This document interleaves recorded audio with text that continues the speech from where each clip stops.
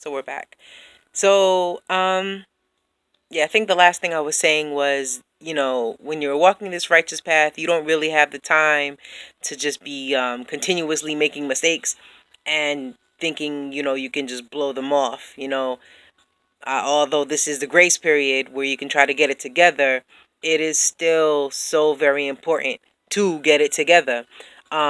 Again, Deuteronomy 4:9 really helps me put things into perspective because it's telling us that if we don't take heed of ourselves and we don't keep our soul diligently, there's a good chance that we could forget the things which we have seen. And it also says, you could forget the things which your eyes have seen unless they depart from your heart all the days of your life. So, carnally, I don't really understand how, you know, we can see so many wonderful manifestations, so many wonderful works of the Most High, and still forget what we've seen Him do. But that's like the ultimate punishment, or not the ultimate, but that's a great punishment to me, that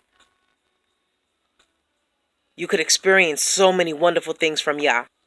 So many wonderful things.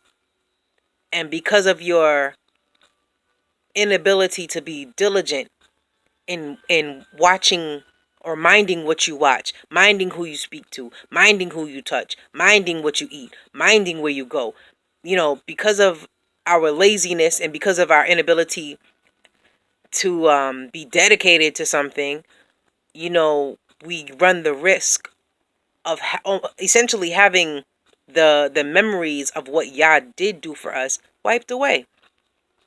Because it says, only take heed to yourself and keep your soul diligently, lest you forget the things which your eyes have seen, and lest they depart from your heart all the days of your life.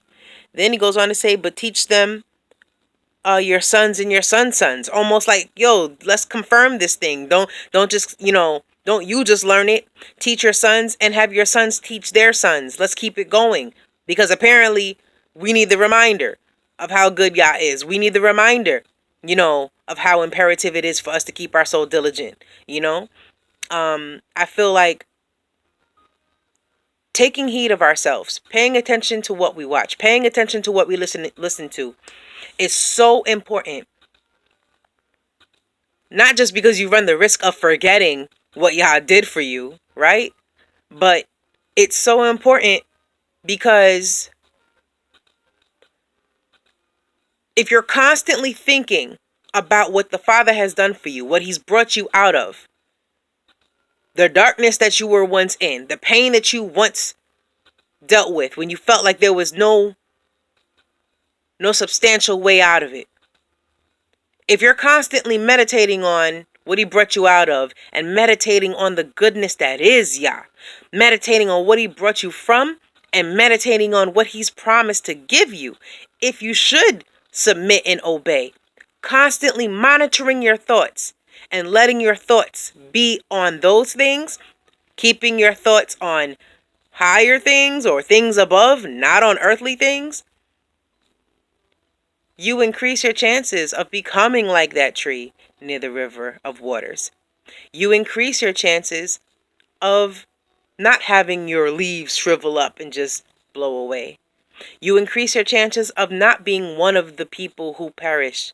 You increase your chances, you increase your endurance. And you're going to need endurance to make it to the end. So all praises to the Most High, because He gave us so many tools to get through what it is that we have to go through. There is, as hard as this journey can be sometimes, there's no excuse. He gave us more than enough to persevere. And praise Yah that He also encourages us, to encourage each other. Because He knows how carnal we are, that we need to see something to believe it in a lot of cases, which is unfortunate. Because we know that the things that we don't see are just as real, if not more so, than the things we can actually physically see. So because of that, praise Yah that he does encourage us to encourage each other. So whenever it does start to get a little bleak or a little dark or a little tough, or that chastening is, it's kicking your butt, praise Yah that he made a way for, our brothers and sisters to uplift us. I find inspiration in knowing that I have brothers and sisters out there who I might never meet or speak to, knowing that they're praying for me. I find solace in that. And I pray that, somebody out there has that same shalom or that same peace, knowing that there's somebody out here that they might not know who's praying for them as well. Prayer is so very important. But that's my part too, folks. In a nutshell, stay encouraged, because it is a lonely journey. It is difficult from time to time, but I find it very inspiring that he gave us so many tools.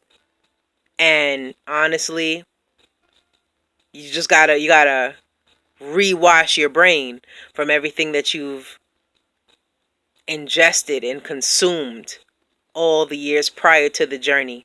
You have to get rid of it. And that's not the easiest thing to do. But if we consider Deuteronomy 4, the fact that you just might run the risk of never remembering, you might forget what Yah did for you. It might leave your heart for the rest of your days. That's not cool. You know what I'm saying? If you don't have the remembrance of what your father has done for you, what your father is doing for you, and what your father could do for you, what's the point? You know what I'm saying? You have to meditate on Yah. You have to meditate on his word, because life consists of so much sin and so many things. If you don't constantly make an effort to keep your soul diligently, to monitor your thoughts, to monitor everything, if you don't make that effort, you run the risk of forgetting. We don't want that. We want to be firm and studious and awesome. So anyway, all praises to the Most High Yah. Thanks for watching. Shalom.